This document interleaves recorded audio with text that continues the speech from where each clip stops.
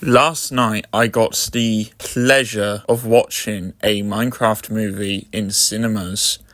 Here is a review of what I thought of it. It's been a while since I've done a proper review. Welcome back to Hot Garbage, the show where I see if something is worthy or if something deserves to be shoved up my arse. Oh wait, I forgot, I have to be family friendly. Today's unfortunate subject in question is the very recently released A Minecraft movie. And the fact that it is just called a Minecraft movie makes me feel scared for the future, since I know what's going to happen. We're going to get more slop. Rants aside, I think it's about time that we actually dive into this film. So I'm going to now organise my points on the film into the good, the bad, and the ugly. Let's go. The Technoblade respect was the only good thing about this film. Moving on. In all seriousness, as much of a generic kids go to another world and need to get back cash grab based off a popular IP, this film actually does get a surprising amount of stuff right.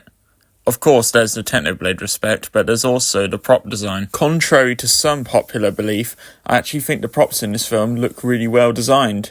They translate into the real world quite nice, actually. I mean, look at this sword that is totally from Minecraft. It looks like it came from Minecraft, but it fits into the real world really nicely without feeling really weird.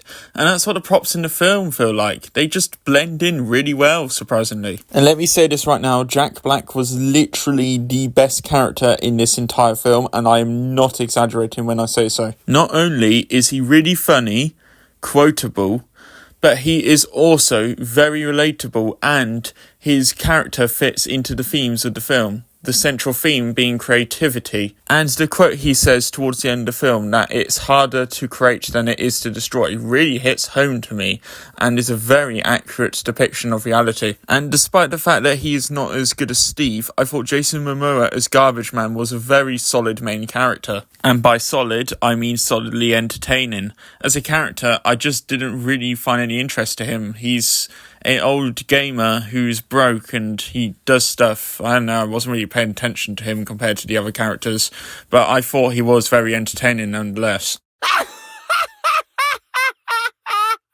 First thing I need to say is that the other three characters I just did not care for, and whenever it focused on one of those three, I sort of just went to sleep, really.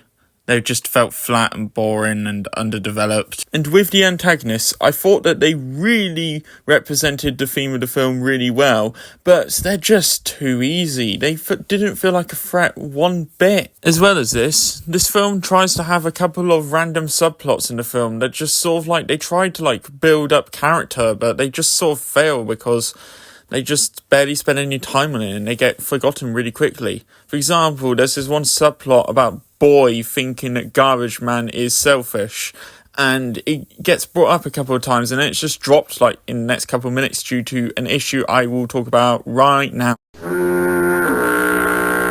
Action! Only a singular studio in the world has mastered the concept of action, and that is Wakaliwood.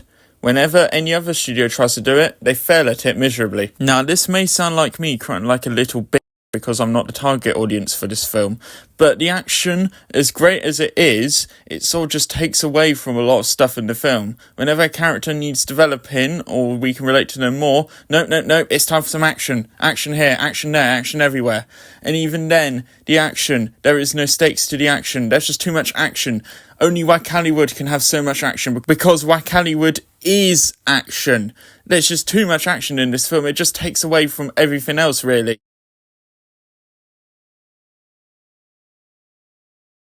Also, this is necessarily not really a problem with the film itself, but it's a problem with hype culture as a whole.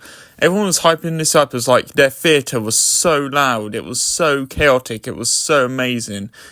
And when I watched it, my theatre, yeah, it was slightly more exciting than usual, but it really did not live up to the hype that the internet built up. Oh well, that's a nitpick, it does nothing to the actual film. But one thing I cannot accept is this one really, really awful subplot with a villager.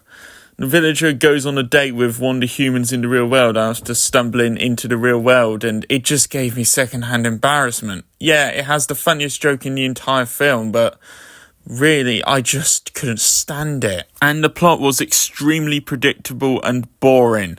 But oh well, that's just people go to another world and need to get back films for you. Do I think this film is better than the Super Mario Bros. Movie? Abso-bloody-lutely. But that's not saying much because I think this film is also a 4 out of 10. I think this film will succeed with its target audience, but I'm not in that audience, so it didn't really work out for me as a former Minecraft fan. And there concludes my thoughts on a Minecraft movie. What do you think of it? Did you think that it was worthy or not?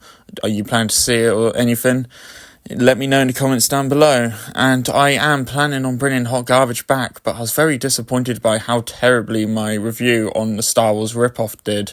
Only 200 views. I was expecting more, really. And it sort of really demotivated me for a while.